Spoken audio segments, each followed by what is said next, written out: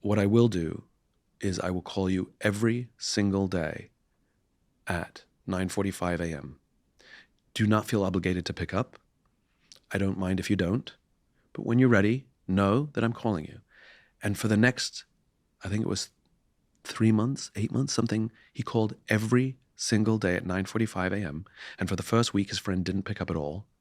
And then after the first week, he picked up every day and they talked every day for months.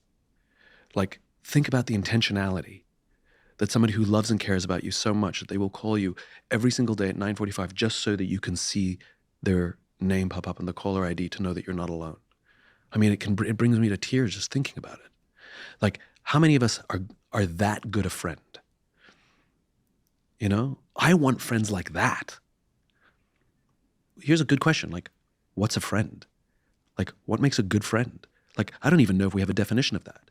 You know, I've been asking people, and somebody said to me, well, somebody who's there for you in, you know, to support you in the hard times. That's a real friend, right? And I got thinking, and I talked to somebody else.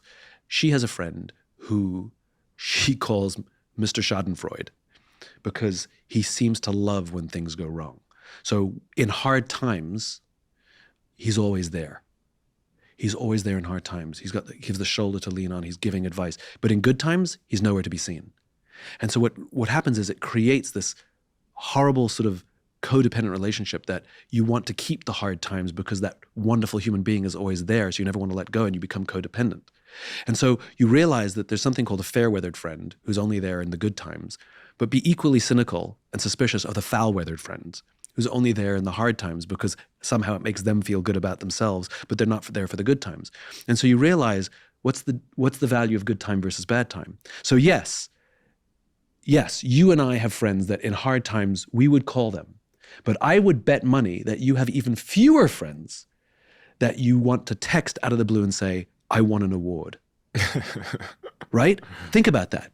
Like, if something goes wrong, I've got a group of friends, I've probably got a dozen people I could say and say, I need your help. Things have gone horribly wrong. I need your advice.